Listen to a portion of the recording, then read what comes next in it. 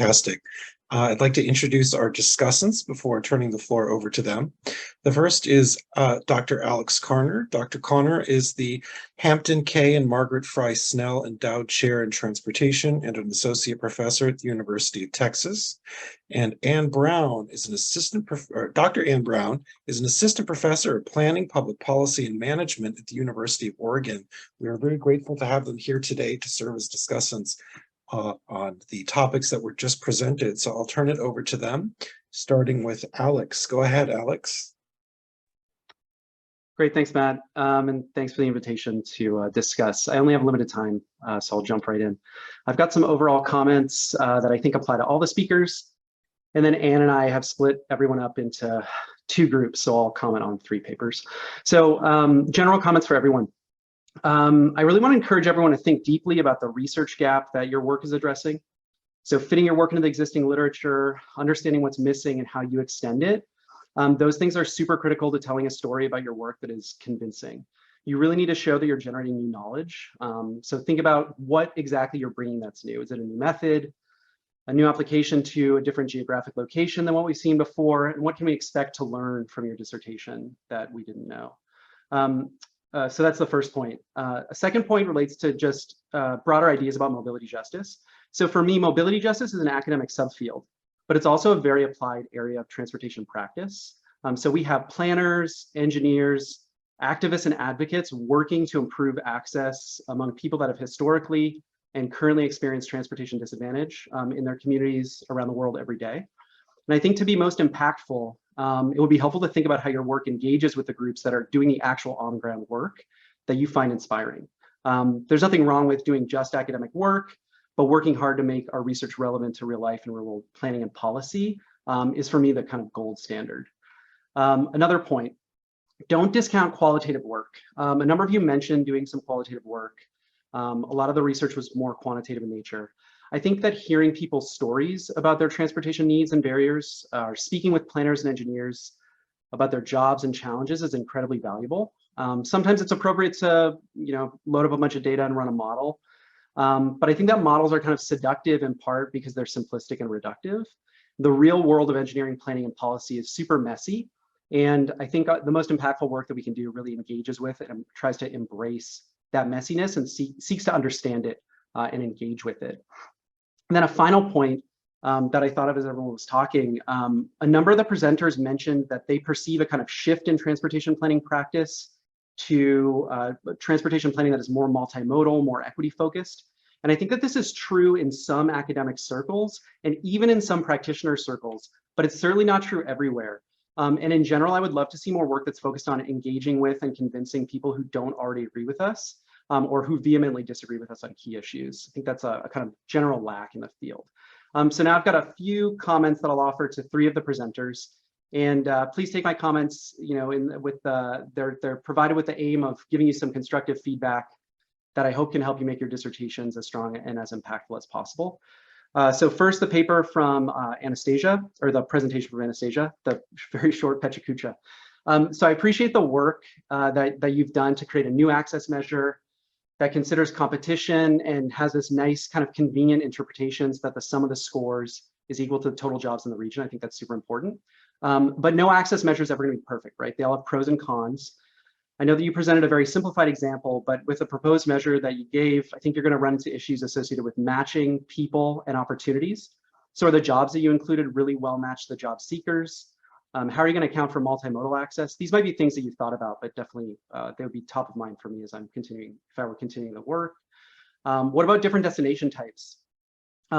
So that last point I think is super important if you're thinking about sufficiency. So just looking at total jobs, I think is not going to give us a complete picture about whether access is sufficient for an individual or a group of people or a neighborhood.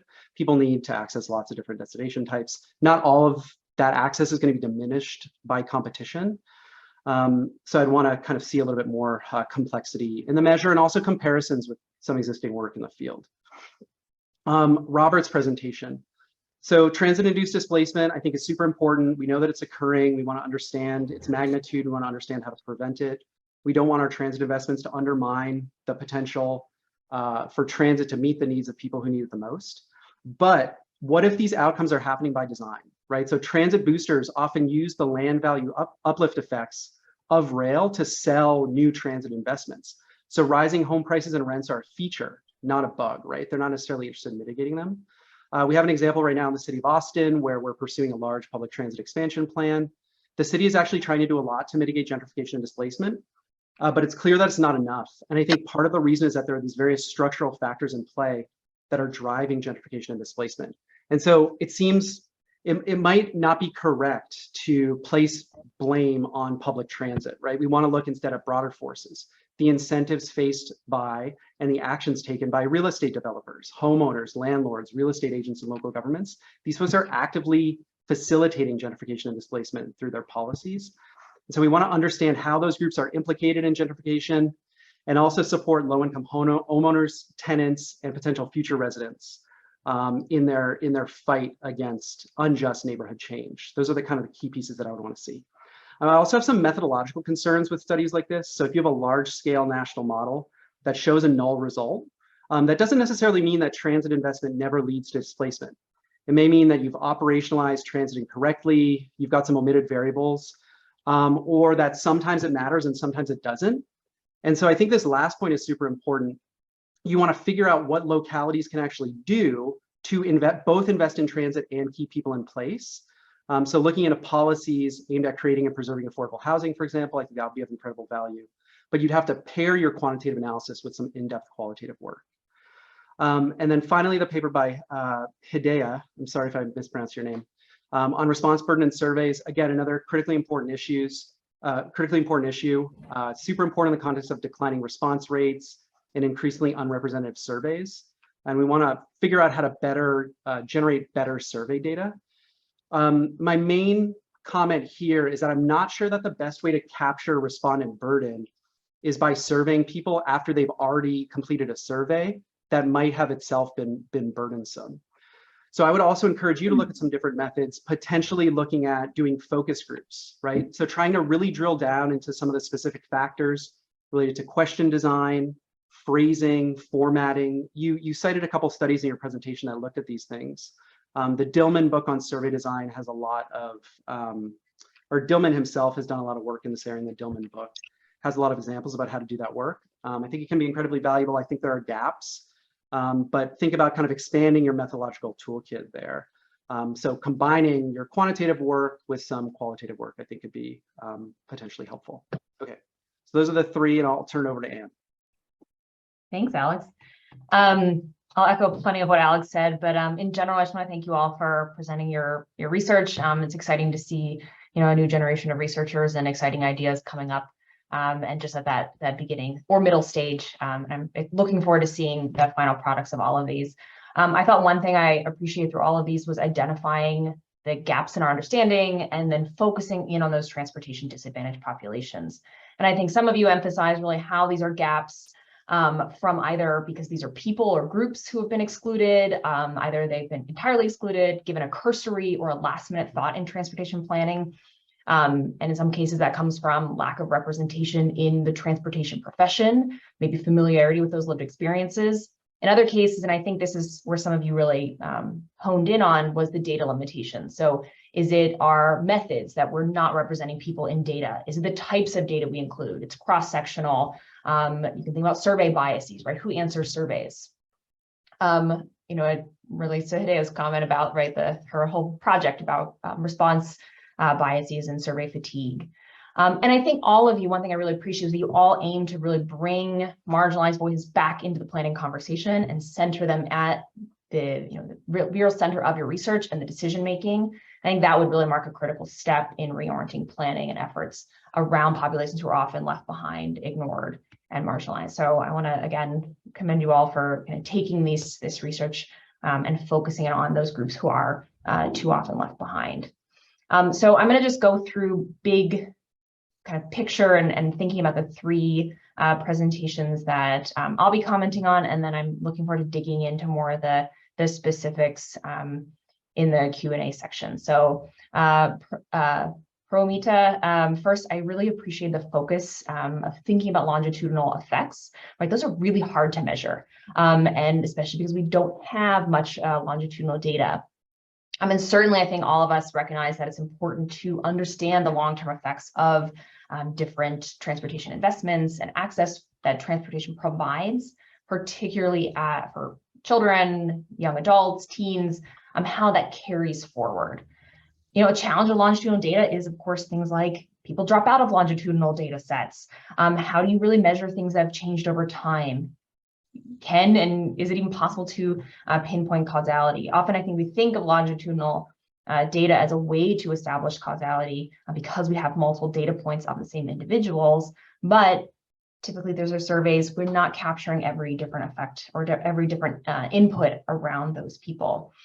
One thing I was thinking about a lot when you were discussing the framework, for example, is you mentioned, how and whether this framework will really fit in the Canadian context. And so one question I have for you is really, well, how will you know if it fits the Canadian context? Are there markers you're planning to rely on that will assess its goodness of fit? And is this a one size fits all? Can you have a framework that really applies across contexts and across individuals? So might it fit some areas and not others? Might it fit sometimes, not others? How might that need to evolve over time, or what are some of the limitations? And if you find it's not a good fit for a Canadian context, is that the conclusion of the research, or does that then spark an iterative process for revising or rethinking a framework? And then again, how might a framework try to discern correlation from causation, which is one of those biggest challenges that we transportation researchers face? Kate, I really appreciated your framing of your research using your grandfather. I think it really illustrated the stakes of transportation planning for older adults aging in place. And it reminds people this isn't just an abstract or hypothetical exercise. And you connected, I thought, really effectively to broader conversations around aging using the UN Decade of Healthy Aging. So it really emphasized the importance of this work and the timeliness of it. There were a couple questions I had, a lot around the methodology, and you might have all these answers already, but there wasn't as much laid out there. So I'd be curious to hear a lot more in the methodology from the different studies you laid out. In particular, I was thinking about, you mentioned that some of the last data on older adults was from 2008. So I'd be curious about some of the hypotheses you have around older adults today, and if that's evolved. Are older adults' transportation patterns and unmet needs evolving over time? And what role do you see future technologies, for example, playing as people continue to age in place? How might they contribute or not actually have an effect on people's ability to thrive while they age in place? And so what I think about often is, say, on-demand modes. They're often, but not always, accessed by a smartphone. And those modes are disproportionately used by those under age 50, right? So what happens is that group continues to age. Does that mean that there's going to be a different landscape of access and a different reality of aging in place as those technologies stay? Or are those somewhat of a mirage and kind of a Band-Aid over a larger problem? And then I was curious about thinking about public accessibility of built environment interventions. So I'm curious again what some of those interventions might have been. You mentioned that the sample is from larger metro areas, and I was thinking about, particularly as when people age in place, those who might be facing the most acute accessibility challenges are those who are living in either smaller or more suburban areas. And so are we expecting people to have similar perceptions across space? Are we going to be able to apply, if you're imagining coming to a planner in a small place and saying, hey, here's what I found from these perceptions of people living in larger places. One thing I think researchers always face a challenge of is, well, that's not me, right? It doesn't apply here. And so how might you overcome that? And then also I was interested if you'd consider talking to people here. And so to Alex's point, more of the qualitative look, right? So the survey that you mentioned using, and again, forgive me if I misunderstand the survey, I don't know what it includes, but what are some of the other nuance that people might have around it? So I think about parking, right? People have a lot of feelings around parking, and I just don't think you can always capture those or the nuanced feelings behind those initial reactions, or kind of unpack that through surveys alone. So I'd be curious to know if you thought about talking to people at all, or had some qualitative focus groups or interviews. And then last but not least, Samantha, I enjoyed thinking about, your objective of really refocusing transportation practice from modes back to people. I think in many ways our transportation planning, and our landscapes would probably be stronger for that. And so it was interesting to think about how that could transform what really our system delivers for people and who it invests in and how it prioritizes limited resources. I was curious, though, thinking about how will those interviews you plan to conduct inform the creation of a practical framework? So, what exactly are you looking for in those interviews? How are you going to select the people you interview? Because that could greatly change and influence what you find. For example, you mentioned talking to the public. Who will those be? Are you focusing on specific members? How are you going to reach out to them? How are you going to, think about whose voices you're including? Because that can, again, sway that research findings. And then again, thinking about again, you might have answers to these, but are you focusing on specific modal barriers or opportunities? Does it span modes? What about specific versus universal context? So anytime I think about a framework, I think about in what cases does it apply? What are its limitations? And really, who is the end user of this? And so I think that's something to keep in mind as you continue down developing that project. But again, I'm really excited by the ideas behind these projects. And I think the future of transportation scholarship is brighter for having this justice focus at the forefront of the research. So looking forward to digging more into all of these through Q&A. Thank you so much. And we could thank both of our discussants for that really thorough and thoughtful round of feedback in such a short period of time. We're just going to add all of the students to the screen here, and then we'll jump right into questions. So we'll start with some questions for our discussants, and then we'll open it up to the audience. Alex or Anne, did either of you want to jump in?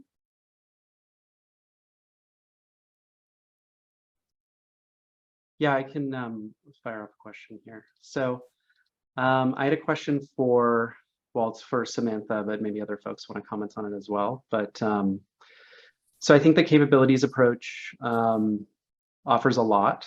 I think that it's really important to think about not a lot of the accessibility research that has come out over the last decade or so has been focused on this idea of potential, but not really thinking about what people are actually doing. I think that you run into trouble, though. It's really hard to measure, and I don't know that anyone has a good solution for this, but I wonder if you've thought about it, whether the things that people are doing, right, are the things that they want to do, right? They're freely choosing to do them, or are they coerced in some way? So if someone has a 5-mile walk commute, one researcher might look at that and say, oh, this is great. That person's getting so much physical activity. This is awesome. But of course, it's likely that that person doesn't have a car. Maybe they want a car and they would rather drive. They don't have public transit, right? So when you start to cut up the data and try to summarize outcomes for folks, it gets really messy. So I think that's why the accessibility researchers, many of whom are on the meeting right now, focus mostly on potential, because it's actually difficult when you dig into the things that people are actually doing. And again, I don't have an answer, but I wonder if you have thought about that.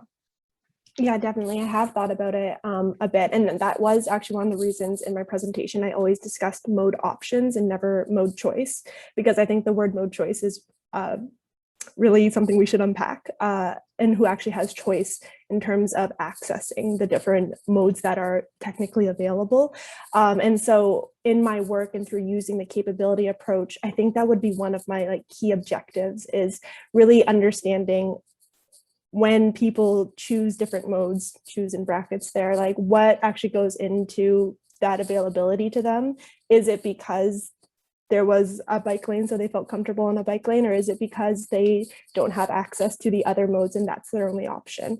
And so that's sort of what I want to unpack and really understand, and then break that down into what all ages and abilities really means when we use it as this kind of key term as what complete streets achieve. But I know that's only a partial answer to your question, because I have so much more to study as I continue through this project. I have a question for Anastasia. I'm curious about the different metrics you proposed and thinking about how they might be used in tandem.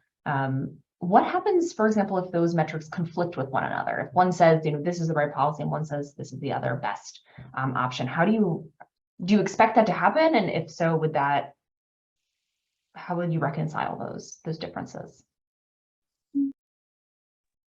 I'm unmuted. thought about that. And I think it just means, well, if you go off and you ask people how in an area that, according to an indicator that's been, thought about a lot and, careful effort was put into it, and you go and ask people from that area, hey, do you have enough accessibility to get to the places you need to go to? And they answer no, and they're in an area that should be good, or the opposite happens.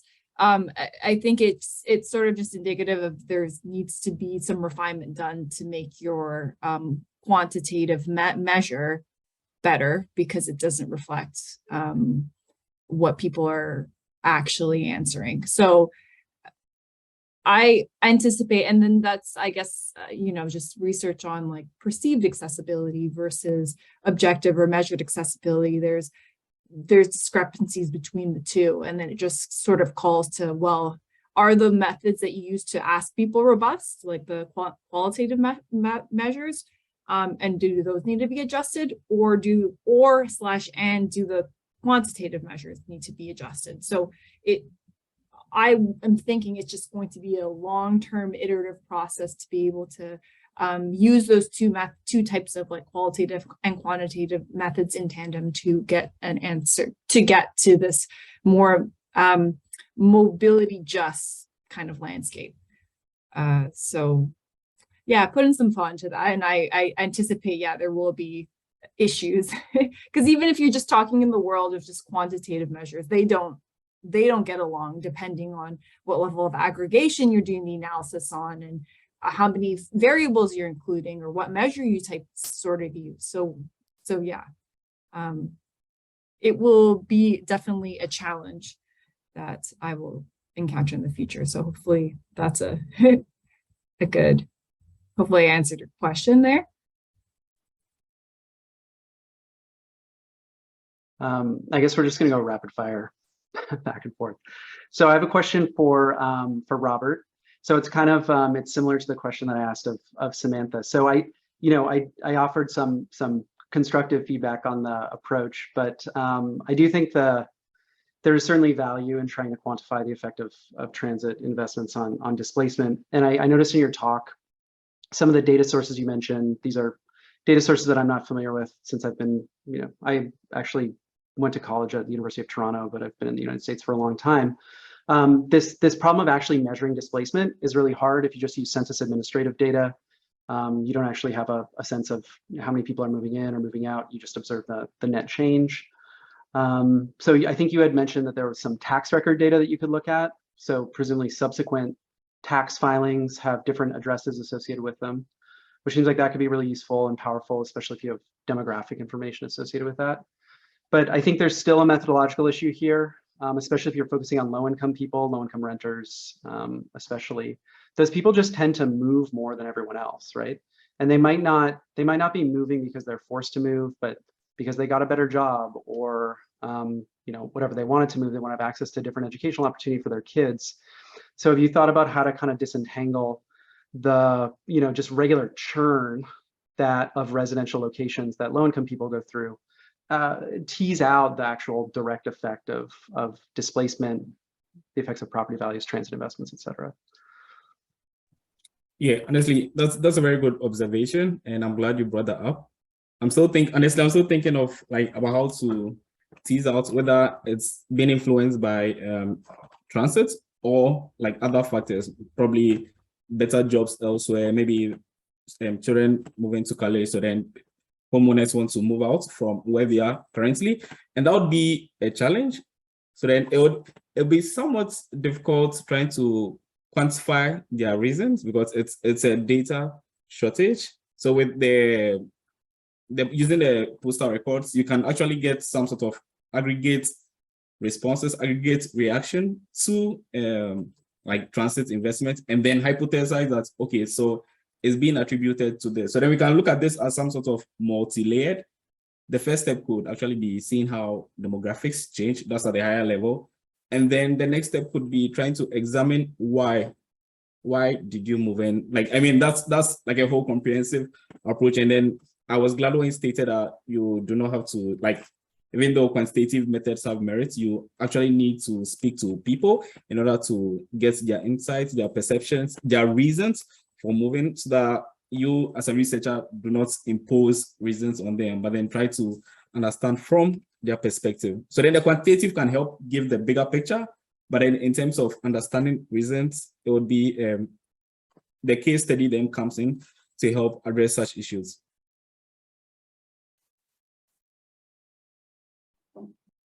I have a question for Hadia.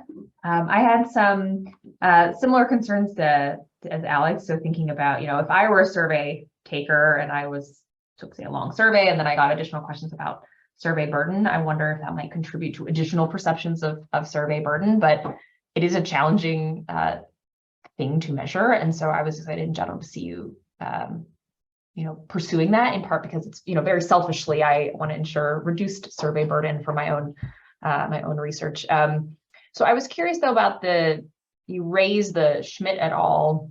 Study about kind of how to quantify response burden. And then you had the additional study where you would be proposing to measure survey burden, asking additional questions for a follow-up survey. So I'm just curious, how do you see that the original data collection you would be conducting, asking people about survey burden, how might that either contribute to the existing research? What gap is that really filling? How might that serve as a useful tool for people who are looking to design surveys that imposes small response burden on survey takers?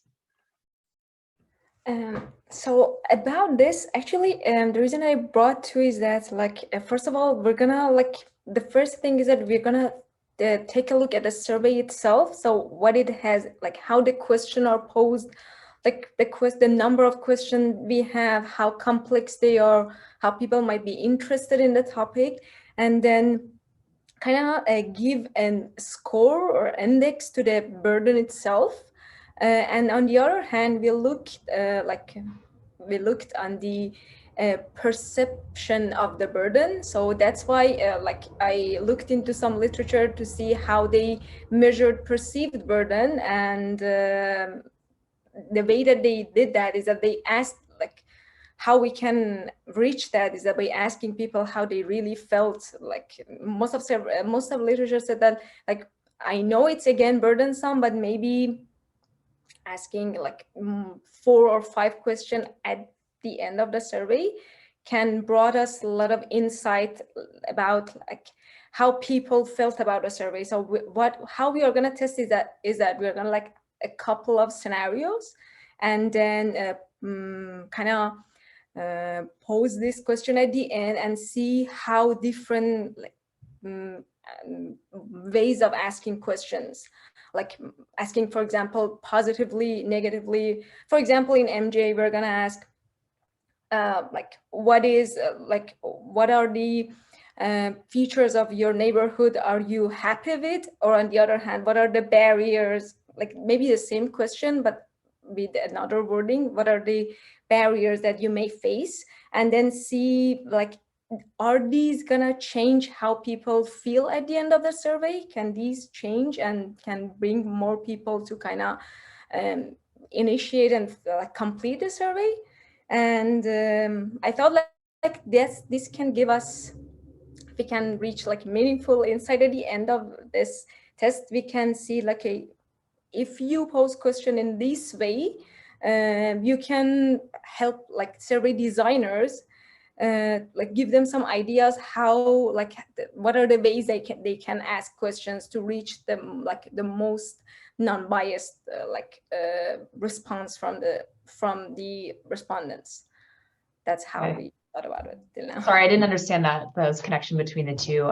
So just my parting thoughts then, as you think about operationalizing that, one, just think about self-selection. So the people who are probably most burdened are not going to get to the end of the survey, right? And then the second piece, anytime you're doing an experiment, just make sure your sample size is large enough and you're only adjusting one thing, right? Or as few things as possible, because when you start adjusting too much, you're gonna have a lot of noise and you're not gonna know, what is actually driving any change you're seeing.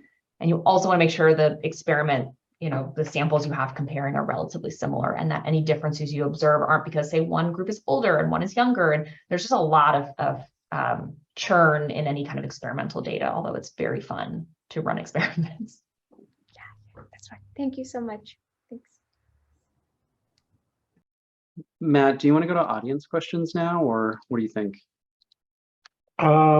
Sure.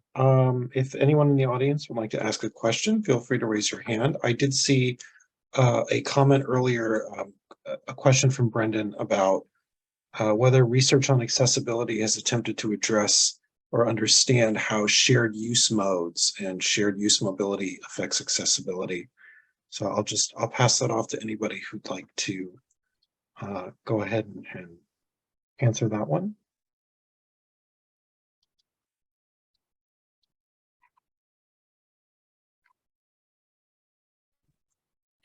I can just expand on the answer that I put in the chat, but it's not a question I'm looking at specifically, but an example of a successful pilot so far that it's a shared on-demand public transit model in a small town in BC called Powell River. It's called the Zunga bus. It's launched as part of their cities leading this initiative.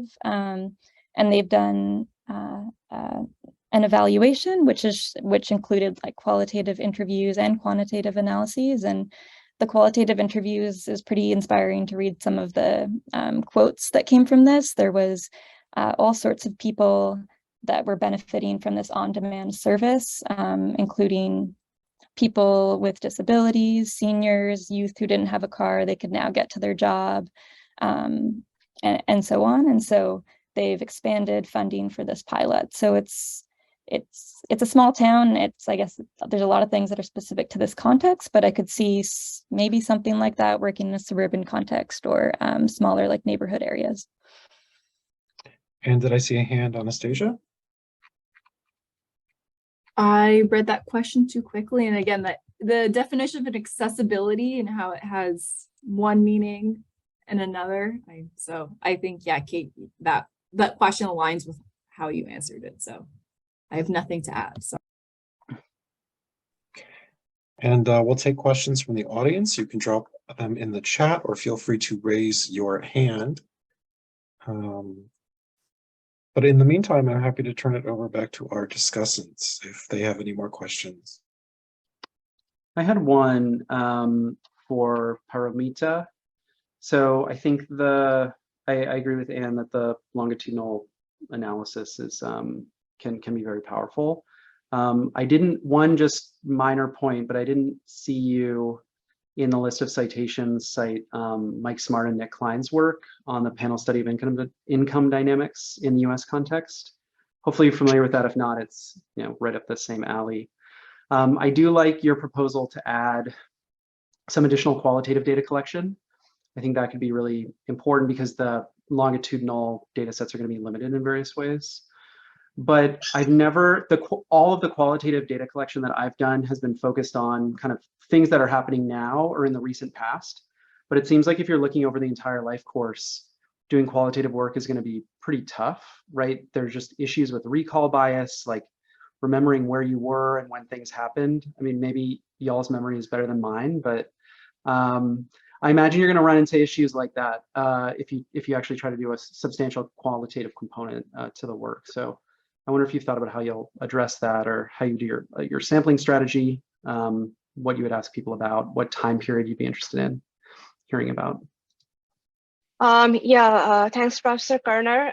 Yes, I mean, first of all, I'm familiar with the work of Mike Smart and Nicholas Klein, as well as Kelsey Rouse.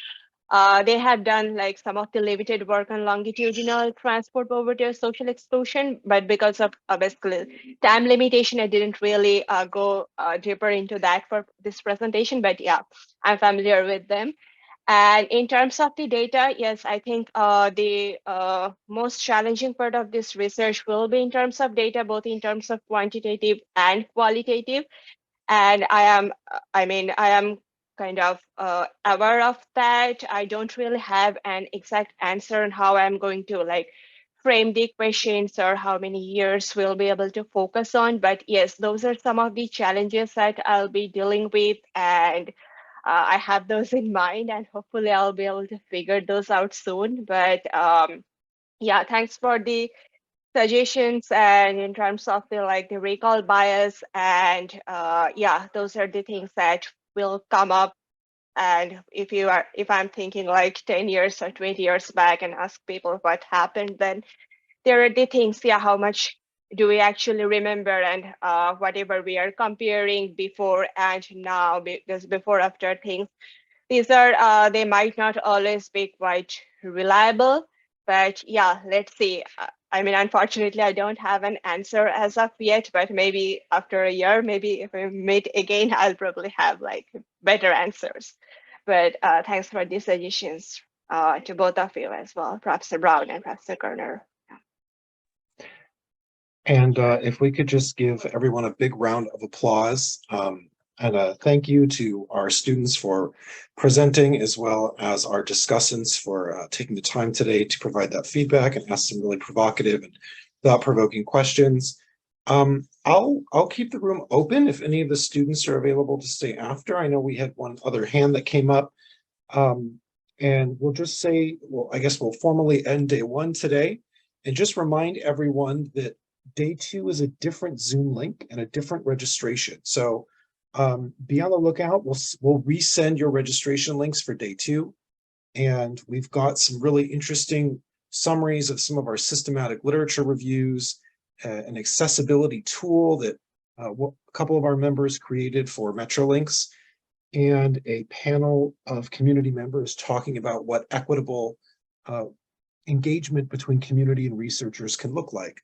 So all of that is day two, coming up on the 21st, which is a Wednesday. So please register if you haven't registered for day two yet. And lastly, if you go to our website, mobilizingjustice.ca, this will help you get on our mailing list if you're not already. Sorry, I have to do this at every event that we have. Just scroll down to the bottom of the page and get your email added to our newsletter list so you can find out about cool events and research opportunities. And with that, thank you everyone, and have a good rest of your afternoon or day.